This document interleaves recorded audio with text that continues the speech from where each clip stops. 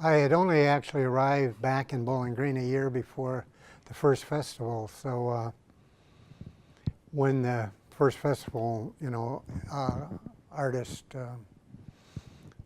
application went out, I thought, well, I'll give it a try. It was totally brand new to me, so I thought, building the miniatures and that might be an interesting thing to do. So I entered the first festival and was accepted into the jury show. So can you describe what you did, what your art was? Yeah, my art at that time was all making wood miniature, mostly furniture and room boxes and things like that. It was a very, very delicate precision kind of work. It was well received, It was good. I always felt it was very much an art form in itself, a kind of that part of art that is craft, But you decided after the first year to not exhibit. No, because mainly, first of all, I didn't have enough to sell. Yeah. It took me so much time to make miniatures. It's a long process, and it would be, if you really did want to sell them for what you put into them, they'd be quite expensive. So I decided I wanted to continue doing something. And a lot of people at the first festival asked me, how do you do this? This is like, how do you make these small little wood turnings and all that? So I suggested to the committee, Kay and at the time, that I would demonstrate the second year. So we set up in that space where the mural was, and I was the only one there. And I did a whole weekend of demonstrating. I had brought all my tools down and showed to people. How did that go? That went really well, really well. Yeah, there was a lot of people quite amazed with the whole process. And so the following year, I continued again, but this year I got some more people. Rather than just be there myself, I decided, well, let's do this. Let's try to expand this effort, of the artist demonstration. So we created this thing called Artist Alley, which is in that parking area there where the mural is. And each year I would get different people. And then after the 2 years, I decided, well, that's enough. Everybody who probably wanted to see what it was all about, have seen it. So, and that continued for quite a few years in one form or another. That artist demonstration evolved into the BGSU ceramics and metalworking, art and that. So that was kind of a popular venue. So when did you become chairman? Well, in about that third or fourth year, Kay Baglione, who was chair, and Jackie Nathan was helping her, but was also chair. But Jackie was like backing out a little bit because of her workload. So they asked me, well, why don't you and Kay co-chair so that you both get involved? Because the whole visual arts program is very complex. We're probably the only committee that works 12 months a year. We have to start getting ready for the prospectus the month after the previous year's festival, So Kay and I worked as co-chairs for a few years. And then she became secretary of the committee, the festival committee, which then she could no longer be a chair. So from that point on, I became chair and continued chair for over 10 years or so, 10 to 15 years, not really sure when. I retired. So have you been involved with the festival since then as volunteer or? Once I retired, no, I told them when I left, I said, now it's time for you, get new blood in here, get new ideas, do what you want, and I'm just going to sit and watch. So I didn't do anything after that. Is that part of what makes this festival successful, though? In a sense, it's, you have people who do things for a while, but then people who step down. Should. I fully believe in that. Yes. You cannot, festivals in which you have the same people who are year after year are kind of stuck with their job in a sense and nobody else wants it, I think they suffer in the long run, you know. So yes, I think it's good. Even the music, you know, I think eventually after a while when you start to change people who are running the performing arts, it gives a new feel into the whole festival. Can you talk a little bit about what goes into the Visual Arts Committee and getting that art show up? What it takes? You Yeah, said? just the process. Well, we start out, we need to make we started out kind of very primitive in the sense we were making applications and mailing them out, you know, to hundreds of people and putting labels on, and then we would get the applications in slides, in which they all had to be loaded into trays, and then we would get 2 jurors and jury the show in, which means we would select those artists that are going to be in the show. All of this is now automated, you know. It's so wonderful now because everything is done online. But you then have to get the applications, you know, and the money, and then basically you set up the whole show as far as the street goes, you know, where you're going to put everybody. And that's quite a process. That is, yes, that was always quite a process, yeah. One of the things, talk a little bit about the invitational show. How did that come about? Okay. Originally, when the first year of the festival started, there was a juried show and a non-juried show. That's how it initially was set up, with the juried show in North Main Street and the non-juried show in South Main Street. Well, after a few years, we realized we're having problems with this whole thing. Sorry about that.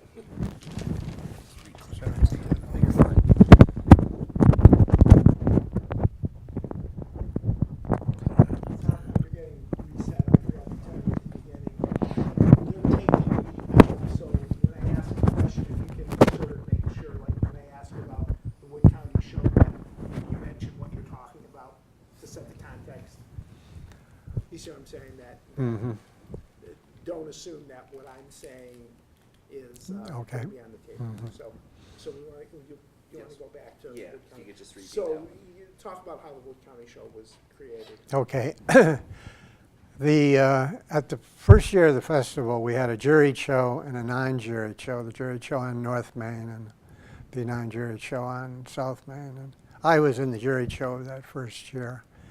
And after a few years, we recognized that we were having difficulties with a number of artists were concerned about the quality of the non-juried show and the fact that a lot of the public didn't understand that there was a difference.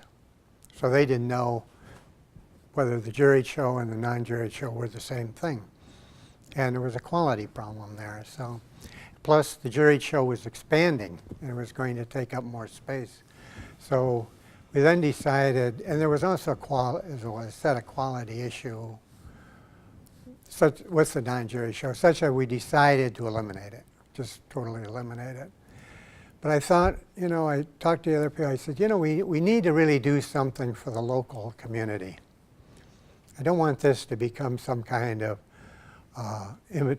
art show in which all the artists are brought in from far away, you know, from other states and that. I think it needs to have a real community feel about it. And so we came up with the idea of a Wood County invitational show.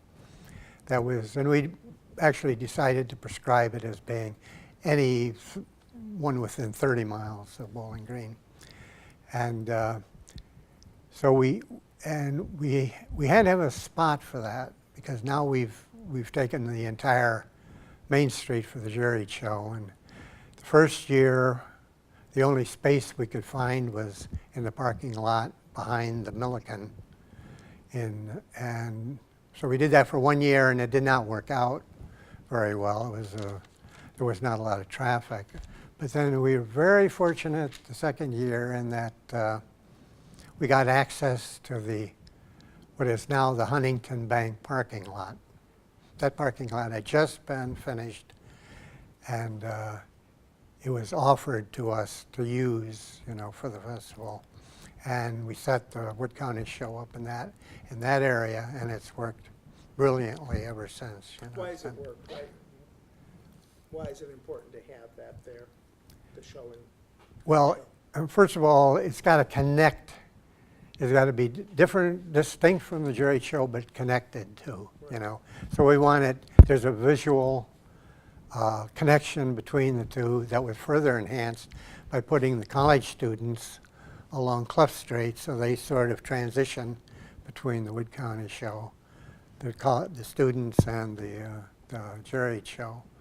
So it kept the whole feel that everything is really part of the visual arts program, and for the festival.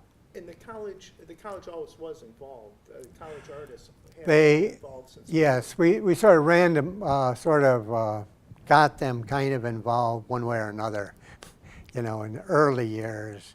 And then when I was president of the Medici Circle in the School of Art, I got together with all of the student groups and discussed the whole program, invited them all to participate, and actually really encouraged them, because it helped them not only to display their work, but to deal with public, because that may be something that they were going to do, in the rest of their life. They may have liked that idea of art fairs, and sort of, so a good thing for them. So. Can you talk about the importance of artist hospitality? Oh, artist hospitality was another one of our really strategic successes. Right from the very beginning, it started out with two women. I can't remember their names now, but I know one, maybe both have passed away. But they were just to set up something in the basement of Huntington Bank building, but what they set up was wonderful. It was a lot of homemade stuff, and the artists really loved it. So we immediately got attention regarding our hospitality, and maybe at this time we should also discuss how that got out into the rest of the art world. Did you want to go through that? In talking to artists, I was trying to get more artists from around the country interested in the show, and I was asking artists, what do you look for when going to the show? And they mentioned two publications, the Sunshine Artist and the Art Fair Source Book, and they said what you should do is connect with those publications, get your artists to submit a report on your show to those magazines, and then that would be listed in, cited in the magazine. And so we did that, and we got a lot of positive response, especially with hospitality. Hospitality was, from that point on, one of the hallmarks of the Black Swamp Arts Festival. And that, coupled with the other arrangements that we made with setting up the show on the visual art show, on the jury show on Main Street, was also very important if you wanted to go through that. Yeah, that's it. How'd you make the decision that the art booths are in quads, and Well, why is that important? it's funny, there were two things that were happening. Well, one thing that happened was Heritage 2000. And instead of Main Street being just a continuous straight street, by putting the bump outs, we had to maintain a fire lane, which now meant that there were certain areas where we could no longer fit a booth in because the fire truck couldn't get through, if we did. They need a lot of space. And at the same time, in talking to the artists, a lot of them commented who had that how nice it was if they had two sides of their booth open, you know, rather than just the front. It made a huge difference, and I think anybody who goes to the Black Swan Parts Festival now knows how nice it is that you have that two entrance, you know, sort of entrance exits through the booth, and the booth can be set up not straight ahead but at an angle. So it was my idea then, well, why not do this? Why not put 4 booths together in a quad and then just separate that by a whole booth length of space to the next 4 booths? And in that way we can work in the bump outs so that the bump outs are not obvious, you know. They sort of lie in between where these quads of booths are set up. So we did that, and that another thing is probably one of our, you know, one thing that all artists from all over really like that. And they also like the way we set up the festival as far as loading and unloading, of using a system where the cars drive in a certain, are pulled in at a certain direction. We have monitors to get all of the vehicles to park, to load and unload in a certain manner, and all of this added up. So I remember, I'll never forget it actually, that we got the issue, monthly issue of Sunshine Artists, and Kay had brought it in to the meeting. She had picked it up in the mail. It had on the cover that it was the results of last year's festival results of the top 200 shows in the country, you know. So I figured right now we were probably 450, you know. So I opened it up and looked through, and what were we? We were in the top 100 already, the 79th show or something in the country. So that's fantastic. I mean, there's like, somebody said 10,000 arts festivals in the United States, and we already had made. And so I read out the description of how we had been rated and ranked, and one of the first things I said is, it's an easy show to do. And everybody sort of laughed at that. It may be easy for them, but it's not easy for us. You know, so yeah, that was very important, getting in art, Sunshine Artists and Art Fair source book, because it really helped us get really good artists. And what year was that? You know, I don't, well, it was probably right after Heritage 2002 maybe, or somewhere around in that area, I think. And we were then advertising in Sunshine Artists, and we spent a lot of money in advertising. I found that advertising is essential. To advertise countrywide and make it look like you're important. Yeah. You know, we did color ads, you know, in a little show, you know, with a couple hundred artists in it, and we were competing against the, you know, the Ann Arbor show with I don't know how many artists and how many applications, but we put on a face, you know. So you stepped aside, but you had family involved. Your family has been involved. Yes, Family members. when Tom came back to Bowling Green to live here. Your son, Tom. Yes, my son Tom. He was much into the music scene.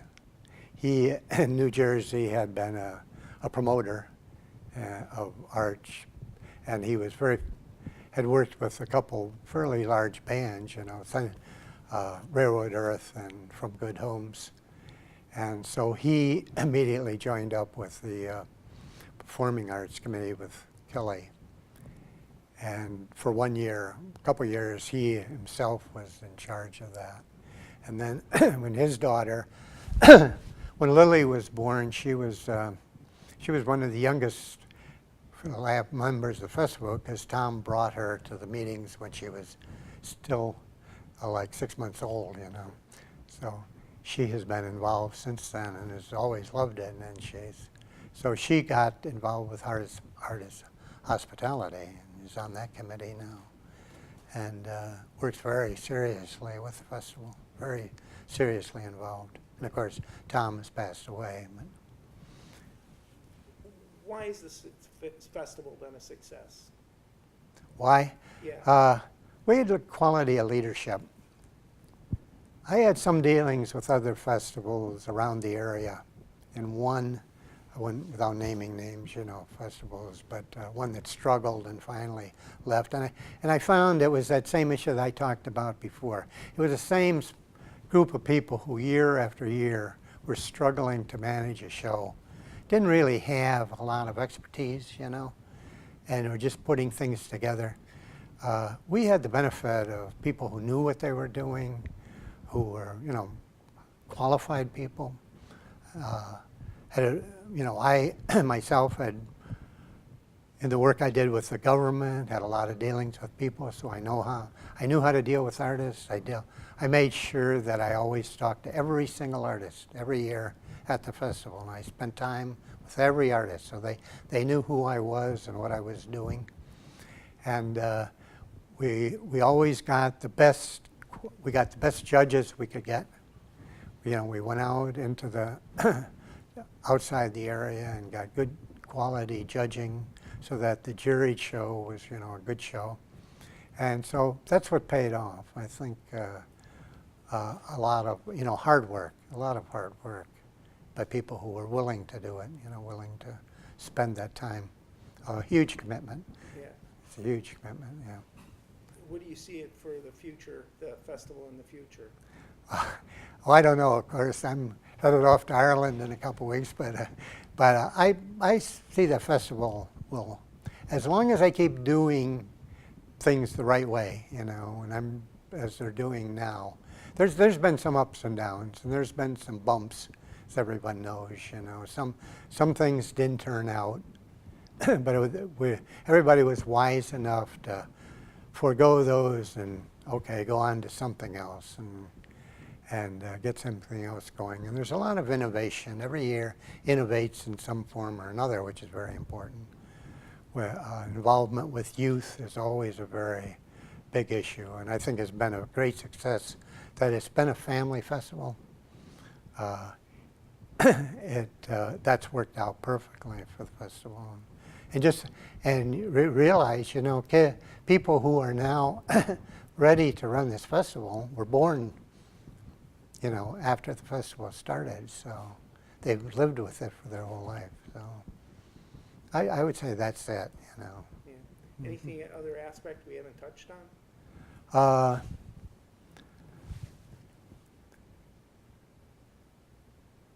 Well, I know I would remember something, but later on, but no.